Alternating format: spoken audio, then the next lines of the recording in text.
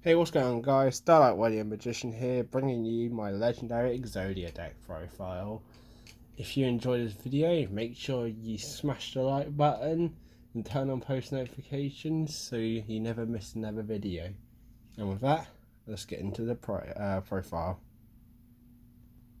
So for the monsters, I play all 5 pieces of Exodia. So the right leg, the right arm, left leg, left arm, and the Exodia head. The effect of Exodia: if you have the right leg of the Forbidden One, the left leg of the so basically, if you have all the pieces of Exodia in your hand, you win the game. Then I also play 3 Cardies. Cardie has the effect of cannot be special summoned during your main phase 1. If this card was normal summoned this turn, you can tribute this card to draw 2 cards. Then it becomes your end phase. Which, even though it becomes your end phase, you have 2 cards, and then you'd also have some back row protection, so you haven't got to worry about being OTK by your opponent. Then last for the monsters, I play 3 Swift Scarecrows. Swift Scarecrow has the effect of when your opponent's monster declares a direct attack, quick effect, you can discard this card to negate the attack, and then end the battle phase, which is really good just to protect you from any damage from a direct attack. That's it for the spells. Let us get into the that's it for the monsters. Let's get into the spells. So for the spell cards, I play 2 copies of Pot of Extravagance. Pot of Extravagance's effect is at the start of your main phase 1, banish 3 or 6 random face down cards from your extra deck face down, and then draw 1 card for every 3 banished cards. And then for the rest of the turn, you cannot draw any cards by effects. I also play 3 copies of Pot of Duality.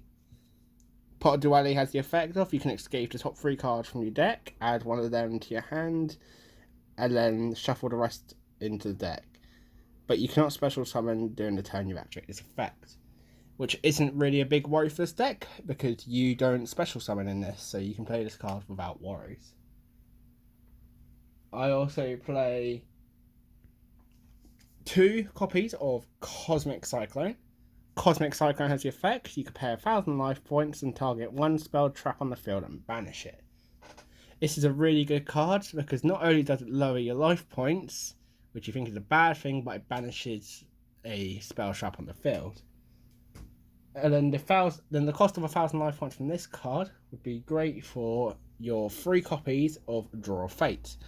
Because Draw of Fate's requirements are if your life points are lower than your opponent's and your opponent controls a monster with higher attack on the field, even if tied, reveal 3 cards with different names from your deck, place them on top of the deck in a random order, then draw a card. You cannot set spell traps, also you can only activate 1 more effect this turn, which normally you'd use Cosmic Cyclone if you have it on in your hand to banish 1 spell of your opponent's, and then you can activate this card because knowing they'd have a higher attack than you. And then you can either grab 3 pieces of Exodia, or you can grab more cards for draw power, or any spell traps. I also run the 3 Sword of Revealing Light. Sword of Revealing Light. Flip all face up, or flip all monsters your opponent control face up. This card remains on the field for 3 of your opponent's turns, and while this card face up on the field, your opponent cannot declare their attack, which is great for stalling. I also play a couple back row, so 1 Mystical Space Typhoon and 1 Twin Twisters. I also play the Upstart Goblin, so you can give your opponent 1,000 life points for you to draw a card, which again is really good for the effect of Draw of Fate. 1 Day of Peace. Both of you get to draw a card, and then no one takes damage until the end of your opponent's next turn. card trader, so you can put back useless cards into your deck, because once per turn during your standby phase, you can shuffle one card into your deck to draw one card. And then I also play one card destruction, and I also play one magical mallet. That's it for the spells. Let's just get into the traps. So for the traps, I play 2 copies of Darkbribe. Darkbribe's effect is, when your opponent's spell trap card is activated, your opponent draws 1 card, also negate the spell trap activation, and if you do, destroy it. Then I also play 2 Bottomless. If your opponent summons a monster with 1500 or more attack, destroy that monster with 1500 or more attack, and if you do, banish it.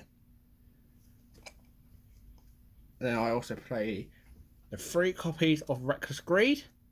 You can draw 2 cards and then skip your next 2 draw phases. But normally with Reckless Greed, what you'd want to do is you'd want to set as many of these as possible before you activate them. So then, say for instance, you set all 3 of them, you can draw 6 cards, but then you still only lose the next 2 draw phases. And then last but not least, I play 1 Storing Mirror Force, because I think a 1 of Storing Mirror Force fits nicely in this deck. Which when an opponent's monster declares an attack, return all your opponent's attack position monsters to their hand. That is it for the main deck. Let's get into the extra deck. So for the extra deck, it really doesn't matter, because there is nothing in this particular deck you go into specific, no synchros. So I just threw a bunch of random links, synchros, just cards I can throw to the banish zone, but I honestly do not need. And that is it for the Exodia deck profile. Thank you all for watching, and I will see you next time.